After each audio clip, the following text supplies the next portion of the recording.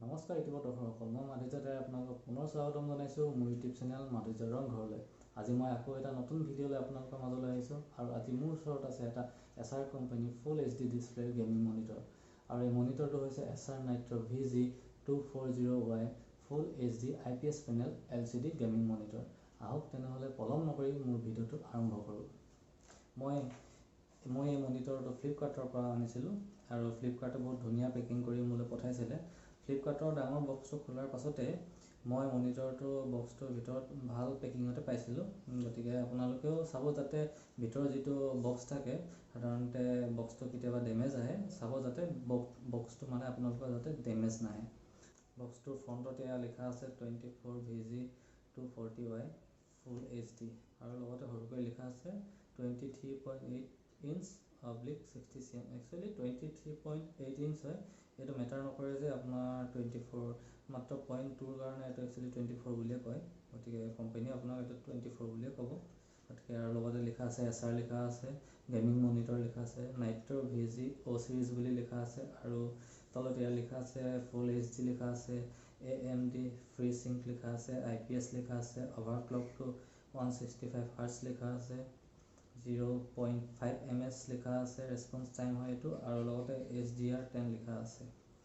আৰু আনটো ছাইডত আপোনালোকে দেখুৱাই একেবোৰ স্পেচিফিকেশ্যনে লিখা আছে, একেবোৰ স্পেচিফিকেশ্যন বহুত ছাইডত লিখা আছে, এইটো ছাইডতো লিখা আছে আৰু লগতে বেক ছাইডত আপোনাৰ এইটো লিখা আছে মেনুফেকচাৰিং ডেটৰ সৈতে এইটো 21 জানুৱাৰী মেনুফেকচাৰিং হয় আৰু লগতে প্ৰাইচটো লিখা আছে, ইয়াৰ অৰিজিনেল প্ৰাইচটো আছে 17,500।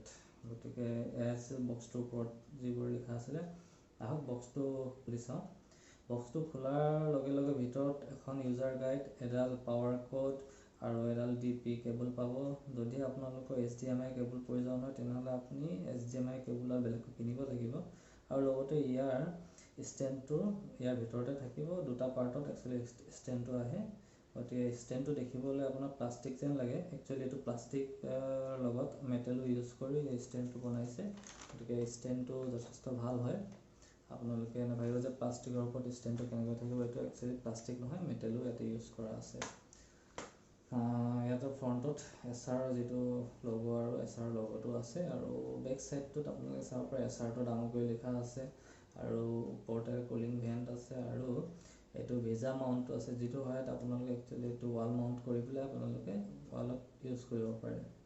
আৰু পৰ্টবিলাকত চাবলৈ গ'লে পৰ্টবিলাক আছে আপোনাৰ তলত প্ৰথম আছে হেডফোন জেক আছে, লগতে আছে এটা DP পৰ্ট আৰু দুটা HDMI পৰ্ট আৰু লগতে AC পাৱাৰ পইণ্টটো। ইয়াত যিটো AC এডাপ্টৰ থাকে, একচুৱেলি এডাপ্টৰটো ইনবিল্ট ভিতৰতে থাকে আৰু দুটা স্পীকাৰ ইনবিল্ট আছে। প্ৰথমতে ইয়াত ষ্টেণ্ডৰ দুটা পাৰ্ট আপুনি একলগ কৰিব লাগিব। ইয়াত যিটো ষ্টেণ্ড আছে ষ্টেণ্ডৰ এই পাৰ্ট দুটা একলগ কৰিব লাগিব আৰু লগতে স্ক্ৰুৰ সহায়ত ইহঁত দুটাকে আপুনি স্ক্ৰু ড্ৰাইভাৰ ইউজ কৰি টাইট কৰিব লাগিব আৰু টাইট কৰাৰ পাছত ইয়াৰ যিটো পইণ্ট আছে এই পইণ্টটো সহজতে ইয়াত মনিটৰটো লগাই দিব লাগিব আৰু সম্পূৰ্ণ হোৱাৰ পাছত দেখিবলৈ মনিটৰটো এনেকুৱা ধৰণে হয়। এয়া আপোনালোকে চাওক, মনিটৰটো দেখিবলৈ এনেকুৱা হয়। মনিটৰটো ফ্ৰণ্টৰ পৰা লুকটো যথেষ্ট ধুনীয়া, যথেষ্ট ভাল হয়।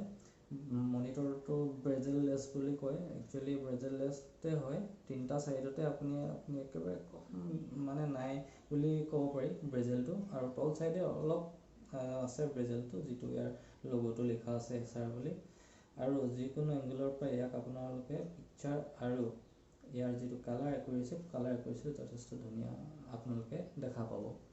ইয়াৰ যিটো মনিটৰ যিটো মই চাইজটো মোৰ আগৰ যিটো টিভি আছিলে 32 ইঞ্চ টিভিটোৰ লগত অলপ কম্পেয়াৰ কৰি চালোঁ। দেখিবলৈ ইমান সৰু যেন নালাগিল, কাৰণ যিহেতু এইটো 24 ইঞ্চ হয় আৰু আপোনাৰ মোৰ টিভিটো আছিলে 32 ইঞ্চ। গতিকে দুইটাৰ জোখত ইমান সৰু ডাঙৰ যেন মই অনুভৱ নকৰিলোঁ। হ'লেও আপোনালোকে ধৰি লওক 32 ইঞ্চৰ পৰা যদি 24লৈ আহে অলপ সৰু অনুভৱ কৰিব আৰু।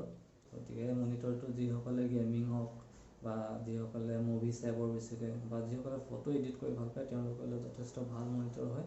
তেওঁলোকে এইটো যদি ক্ৰয় কৰিব বিচাৰে নিশ্চয় ফ্লিপকাৰ্টৰ পৰা ক্ৰয় কৰিব পাৰে বা অন্য আপুনি ছাইডতো ক্ৰয় কৰিব পাৰে। কিছুমান ছাইডত হয়তো ইয়াতকৈ ভাল ডিছকাউণ্টো দিব পাৰে। মই যিহেতু মনিটৰটো কিনিছিলোঁ, মনিটৰটো কিনোতে মোৰ প্ৰাইচ মানে যিটো মোৰ দাম পৰিছিল সেইটো হৈছিল 13,500 টকা। আৰু মই পাছত চাইছোঁ ডিছকাউণ্টত এইটো 12,500 টকাটো আহিছে, কিন্তু মই কিনোতে ইয়াৰ দাম আছিল 13,500 টকা। গতিকে ইয়াৰ যিটো এপছৰ সহায়তো আপুনি ইয়াৰ যিবোৰ ছেটিং আছে, ইয়াৰ ব্ৰাইটনেছ হওক, কালাৰ হওক, বিভিন্ন মুড এইবোৰ আপোনালোকে এপছৰ সহায়তো চেঞ্জ কৰিব পাৰিব। নাইতো ইয়াত থকা ইয়াৰ জয়ষ্টিক কেইটা আছে এইকেইটাৰ সহায়তো আপোনালোকে চেঞ্জ কৰিব পাৰিব। সেইটো ইয়াতে ইনবিল্ট যিটো স্পীকাৰ আছে তাৰ কোৱালিটিও যথেষ্ট ভালেই হয়। আপোনালোকে সেই স্পীকাৰ ইউজ কৰিব পাৰে, নাইতো আপোনালোকে এক্সট্ৰা স্পীকাৰ লগাই ইউজ কৰিব পাৰে। হয়, আপোনালোকে যেতিয়া এইটো লৰচৰ কৰে অলপ হিলে, কিন্তু এইটো ডাঙৰ এটা ইছ্যু হয় বুলি মই নাভাবোঁ, যিহেতু আপোনাৰ গাত কেতিয়াবা লাগিব পাৰে। গাত লাগিলে হিলিলে ভালেই, যাতে বস্তুটো পৰি নাযায়। যিহেতু পৰি গ'লে আপোনাৰ বহুত ডেমেজ হোৱাৰ চান্স থাকে আপোনাৰ হেৰিটো মনিটৰটো। গতিকে এইটো এটা LCD মনিটৰ হয়, ইয়াত বেছিকৈ আপোনাৰ যদি স্ক্ৰীণত কেতিয়াবা প্ৰব্লেম হ'লে অলপ ইছ্যুটো বাঢ়ি যায়, মানে বস্তুটো স্প্ৰেড হৈ যায়। আপোনালোকে কেতিয়াবা ধৰি লওক LED ল'লে তেনেকুৱা অলপ প্ৰব্লেমটো কম হয়, LCDত অলপ প্ৰব্লেমটো বেছি হয় স্ক্ৰীণত। তেনেকুৱা বৰ বেছি বিশেষ ডিফাৰেঞ্চো নাথাকে LCD আৰু LEDৰ মাজত। কিন্তু LED ল'লে আপোনালোকে দামটো অলপ বেছি হ'ব, আৰু LCD ল'লে আপোনাৰ দামটো অলপ কম হ'ব।